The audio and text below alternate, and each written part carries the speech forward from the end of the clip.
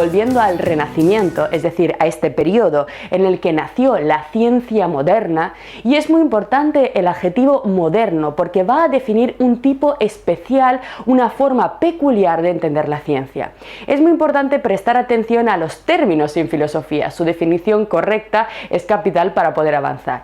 Así que volviendo al Renacimiento, a este periodo, cabe preguntarse si en él la ciencia comenzó desde cero, es decir, como una novedad absoluta y radical, o si hay algún tipo de rasgo interesante en periodos anteriores al Renacimiento, como por ejemplo el periodo medieval, el periodo antiguo, que nos permitan de alguna forma ampliar el arco temporal de nuestros intereses y preguntarnos si hubo algún tipo de rastro de actividad científica en estos periodos anteriores.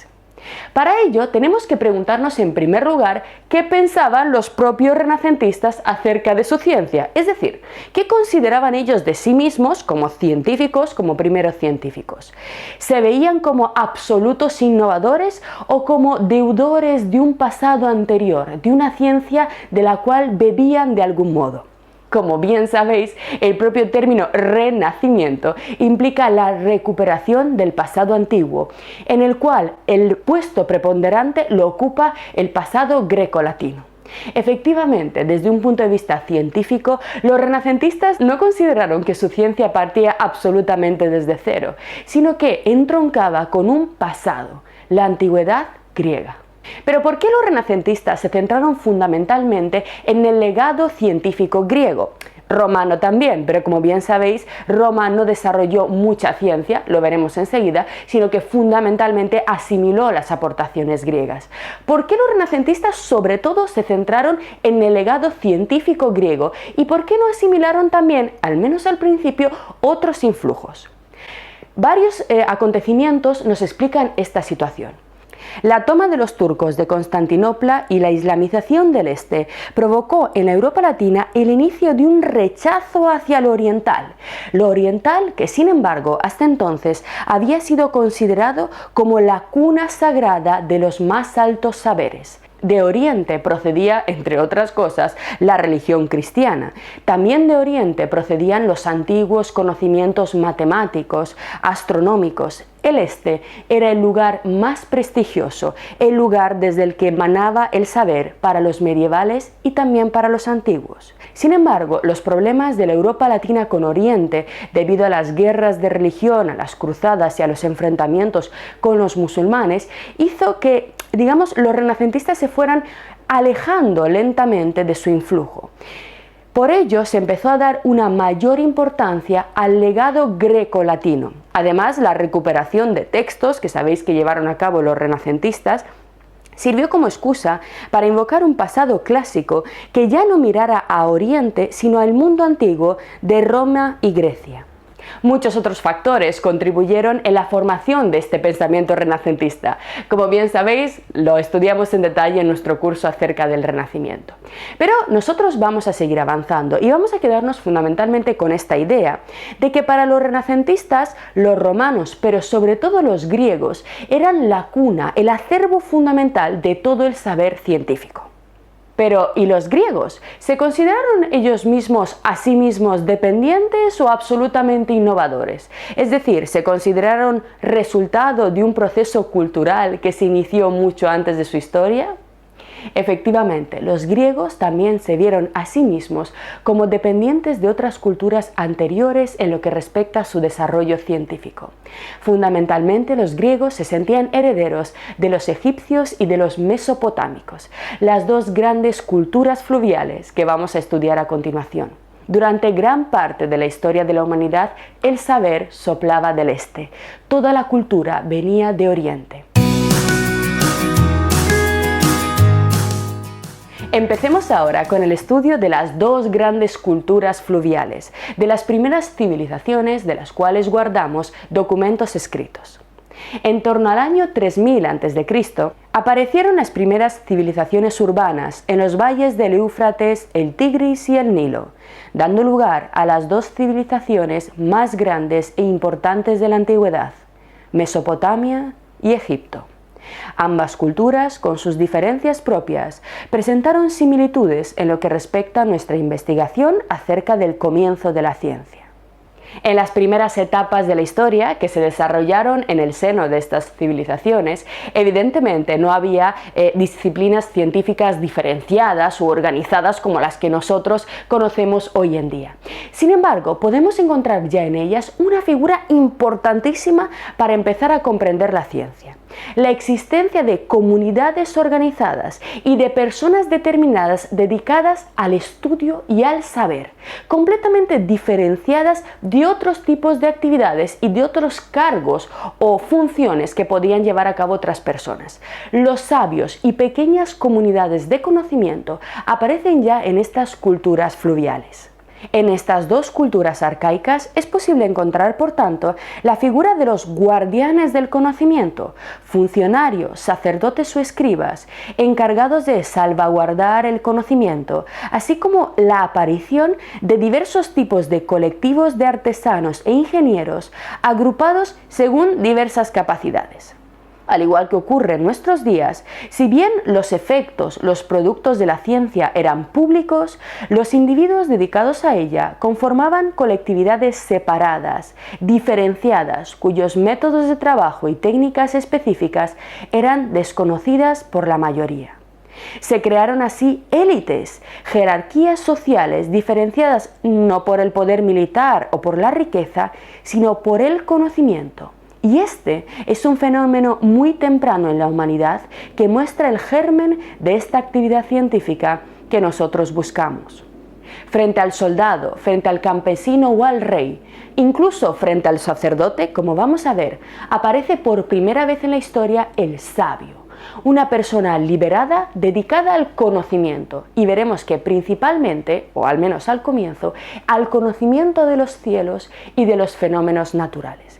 Por tanto, para que podamos hablar de ciencia, en primer lugar tienen que existir individuos que se dediquen a ver las cosas de otra forma y a investigar la naturaleza de un modo específico.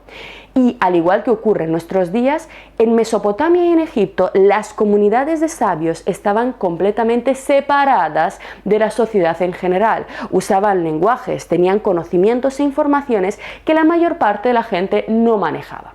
Un rasgo típico, lo veremos también, de la ciencia moderna. Desde muy temprano, ya desde estas civilizaciones, apareció también una clara distinción entre teoría y práctica. Fijaros, hubo una clara distinción entre los científicos o los sabios, que se distinguían fundamentalmente por su análisis teórico y racional de la realidad, y por el otro lado los artesanos, los prácticos, los obreros, que se distinguían por su transformación material de la realidad. Es decir, individuos que se dedican a un conocimiento de guante blanco, teórico, los científicos o los sabios, y personajes que se manchan las manos, que intervienen. Desde muy temprano, desde las primeras épocas de la humanidad, la teoría ha recibido una valoración muchísimo más superior y mucho más positiva que la práctica. Esta idea aparece de forma repetitiva a lo largo de gran parte del desarrollo intelectual de Europa, desde las antiguas civilizaciones hasta el siglo XV, hasta el desarrollo de la ciencia moderna, porque precisamente uno de los cambios que traerá la ciencia moderna será la valoración por fin de la práctica como algo positivo. Lo veremos, no vamos a entrar, simplemente quiero que veáis que en primer lugar existía una diferenciación entre los sabios y el resto, y en segundo lugar una valoración positiva de la teoría frente a la práctica, no hoy, no ayer, no entre los griegos, sino ya en las culturas fluviales mesopotámica y egipcia. Para que veáis la absoluta primacía de lo teórico sobre lo práctico, os traigo el primer texto que vamos a leer en nuestro curso sobre la ciencia, que está extraído de un papiro egipcio en el cual se define claramente esta primacía, fijaros, de lo teórico sobre lo práctico. Vamos a su lectura porque os va a parecer muy interesante. Nos dice este primer papiro, el cual parece haber sido redactado por un maestro que se dirige a un alumno explicándole la primacía de la actividad racional, en este caso de la escritura, frente al trabajo manual. Nos dice: pon la escritura en tu corazón, a fin de protegerte del duro trabajo de cualquier tipo. convirtiéndote en un magistrado de elevada reputación. El escriba se ve libre de toda tarea manual. Él es el que manda. He visto al trabajador del metal manos a la obra en la boca de su horno con los dedos como un cocodrilo, quemados. Hedía peor que la freza del pescado. Nunca he visto que se encargara una comisión a un herrero, que se nombrase embajador a un fundidor. Fijaros, ya empieza a aparecer la idea de que el sabio no se mancha las manos. El sabio, veremos después al científico, es el que usa su mente, los cálculos matemáticos y su razón para transformar la realidad. Por otro lado, la existencia de escribas y sabios como profesiones implica necesariamente la existencia de un contexto institucional, construido normalmente en torno a reinos, imperios, lugares de culto o aglomeraciones urbanas. Es decir, para que existan oficios como el de astrónomo, el de sabio, el de escriba, necesariamente hace falta un contexto determinado, político, lo suficientemente rico y estable que demande este tipo de servicios. Precisamente fue en torno a las primeras ciudades donde se generó la necesidad de oficios mucho más específicos y mucho más sofisticados que aquellos que se destinaban simplemente a la pura supervivencia. En las grandes ciudades mesopotámicas apareció por primera vez la demanda de oficios dedicados al estudio del tiempo, de los cielos, de la naturaleza, la medicina. Es decir, aparecieron individuos que por fin pudieron dedicarse exclusivamente a un estudio preciso de los fenómenos naturales. Pero si la existencia de los primeros científicos exigió, en primer lugar, la existencia de un contexto civilizatorio estable en el cual pudiera desarrollarse este comienzo de la ciencia, de la protociencia, en segundo lugar, apareció el problema de la acumulación y la transmisión de este conocimiento. Primero, un contexto institucional y segundo, cómo acumulamos todo lo que hemos aprendido y cómo se lo enseñamos a las nuevas generaciones. Lo que acabas de ver es solo un pequeño fragmento de nuestro curso. Si quieres disfrutarlo en su totalidad y descubrir muchos otros cursos, también de historia de la ciencia y de historia del arte, visita nuestra web anamilecam.com. Y recuerda, este proyecto solo es posible gracias a nuestro programa de microfinanciación. Si quieres apoyarnos, conviértete en uno de nuestros micromecenas en Patreon. Desde solo €1 al mes nos ayudarás activamente a seguir difundiendo la cultura. Gracias.